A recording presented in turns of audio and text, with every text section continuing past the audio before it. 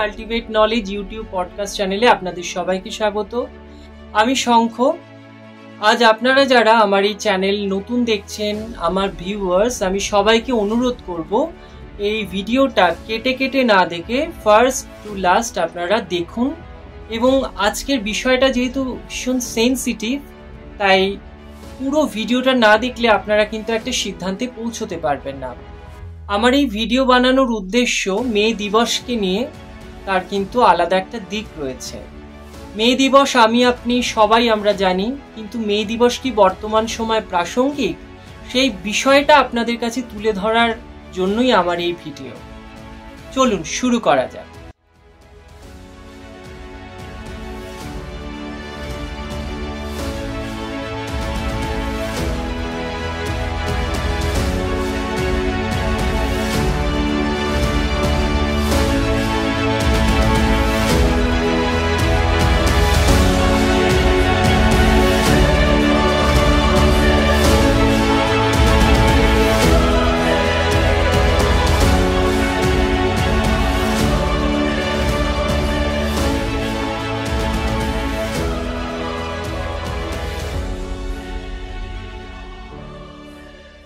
মে দিবস কেন প্রাসঙ্গিক? আমরা সবাই জানি 1864 খ্রিস্টাব্দে একটা মুভমেন্ট তৈরি হয়। তার আগে বলে নেওয়া ভালো যে ইউরোপ এবং আমেরিকাতে যখন শিল্প বিপ্লব ঘটে, তখন কিন্তু পুঁজিবাদী শ্রেণী তাদের মুনাফা লাভের আশায় কলকারখানাতে শ্রমিকদের শ্রমদান করতে বাধ্য করত। কোথাও কোনো ডিউটি আওয়ার ছিল না, কোথাও 15 ঘন্টা 16 ঘন্টা, কোথাও আবার 17 ঘন্টা পর্যন্ত খাটিয়ে নেওয়া হতো। আর এর ফলে একটা শ্রমিকদের মধ্যে জনরোষ সৃষ্টি হয়। আর এই জনরোষ সৃষ্টি হওয়ার ফলে তারা 1864 খ্রিস্টাব্দে একটা মুভমেন্ট তৈরি করে, যেটাকে 8 আওয়ার মুভমেন্ট বলা হয়। কিন্তু এই 8 আওয়ার মুভমেন্টের ফলে কোনো কিছু সমাধান হয় না। তাই ঠিক 4 বছর পর 1868 খ্রিস্টাব্দে একটা আইন চালু হয় বা আইন পাশ হয়। ইউএসএ আইন প্রণয়ন হলো বটে, কিন্তু এই আইন কোনোভাবেই লাগু হলো না। এই 1885 খ্রিস্টাব্দে এই আন্দোলন পুনরুজ্জীবিত হয় এবং 1886 খ্রিস্টাব্দে federation of organised trade and labour ইউনিয়নের পক্ষ থেকে পরিষ্কার জানিয়ে দেওয়া হয় তারা 8 ঘন্টার বেশি কোনোভাবেই শ্রমদান করবে না। তাদের দাবি ছিল 8 ঘন্টা শ্রম, 8 ঘন্টা বিনোদন এবং 8 ঘন্টা বিশ্রাম। এই ছিল তাদের খুব স্বাভাবিক দাবি। এবং এরপর আসে সে ঐতিহাসিক দিন 1886 খ্রিস্টাব্দের 1 মে। এই 1886 খ্রিস্টাব্দের 1 মে দলে দলে শ্রমিকরা এই আন্দোলনে যোগ দেয়। 2 মে এই আন্দোলন একটা পূর্ণতা পায়। 5 লক্ষর মতো মানুষ এই আন্দোলনে যোগ দেয়।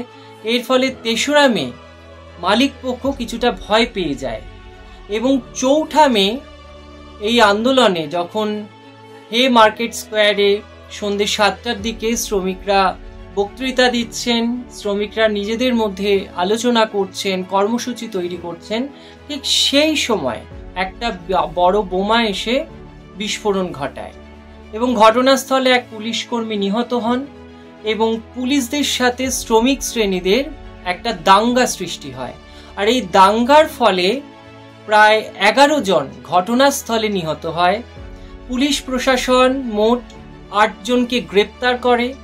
8 জনের মধ্যে 1 জনকে 15 বছরের জেল এবং বাকি 7 জনকে ফাঁসি অর্থাৎ উদ্বন্ধনে তাদেরকে হত্যার নির্দেশ দেওয়া হয়।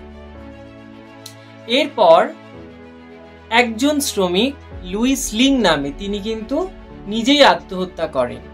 তারপরে আসে তার পরের 87 খ্রিস্টাব্দের 11 নভেম্বর প্রকাশ্যে তাদেরকে ফাঁসি দিয়ে দেওয়া হয় এবং ফাঁসি কাটে ঝোলার পূর্বে তারা যে কথাটি চিৎকার করে বলে গেছিল তা কিন্তু মানুষকে আজও উদ্দীপ্ত করে চলেছে। তারা বলেছিলেন, the day will come when our silence will be more powerful than the voice of your throating today। আর এই কথাটি মানুষদের আজও উদ্দীপ্ত করে। এরপর 6 বছর পর জানা যায় এটি ছিল বিচারের নামে একটা প্রহসন এবং ষড়যন্ত্র। এরপর 1889 খ্রিস্টাব্দে 14 নভেম্বর ফ্রান্সের প্যারিস শহরে 1 মেকে আন্তর্জাতিক শ্রম দিবস হিসাবে স্বীকৃতি দেওয়া হয়। এরপর 1889 খ্রিস্টাব্দে প্যারিস, আমেরিকা এবং গ্রেট ব্রিটেনে এই দিনটি পালন করা হয়। 1923 খ্রিস্টাব্দে ভারতবর্ষে পালন করা হয়। 1924 খ্রিস্টাব্দে চীন দেশে পালন করা হয়। এই ছিল শ্রমিক দিবসের ইতিহাস। শেষে যেই বিষয়টা আলোচনা করার আছে সেটি হলো যে বর্তমান সময়ে কি শ্রমিক দিবস প্রাসঙ্গিক? আপনার কি মনে হয়? অবশ্যই সেটা কমেন্ট সেকশনে জানাবেন। আমার ব্যক্তিগতভাবে মনে হয় যে বর্তমান সময়ে সরকারি ক্ষেত্রে যদিও বা মানা হয়ে থাকে 8 ঘন্টা শ্রমদানের বিষয়টিকে, কিন্তু বেসরকারি ক্ষেত্রে এর কোনো নির্দিষ্ট কর্মঘণ্টা নেই। কোথাও 12 ঘন্টা, কোথাও 14 ঘন্টা, আবার কোথাও বা 16 ঘন্টাও খাটিয়ে নেওয়া হয়। আপনারা ভাবতে পারবেন যে আমি কিসের ভিত্তিতে কথাটা বলছি। কিছুদিন আগে আমার বাড়িতে একজন ডেলিভারি বয় আসে, তার সাথে কয়েকটা কথোপকথনে জানতে পারি তার ডিউটি আওয়ার 16 ঘন্টা। বলুন এখানে কে মিথ্যে কথা বলছে? আপনারা যদি খোঁজ নিয়ে দেখেন দেখবেন কোথাও কর্মঘণ্টা বেসরকারি ক্ষেত্রে 12, কোথাও 14, এই যেন লেগেই রয়েছে, পিছু ছাড়ছে না। এতে মানব সম্পদ অবহেলিত হচ্ছে। মানুষের বিনোদন যে জায়গাটি সেটি সম্পূর্ণভাবে বিঘ্নিত হচ্ছে।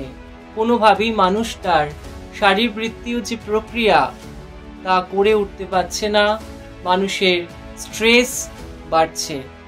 এইটা আমার অনুরোধ সরকারের কাছে এই ভিডিওর মাধ্যমে, এবং সেই সব কোম্পানিকে যে একটু মানবিক হন, কোথাও কর্মঘণ্টা একটু কমিয়ে আনুন। কারণ শ্রমিকদের জন্যই কিন্তু মালিক পক্ষ মুনাফা বা লাভ দেখতে পায়। এটি আমার আজকে শেষ অনুরোধ।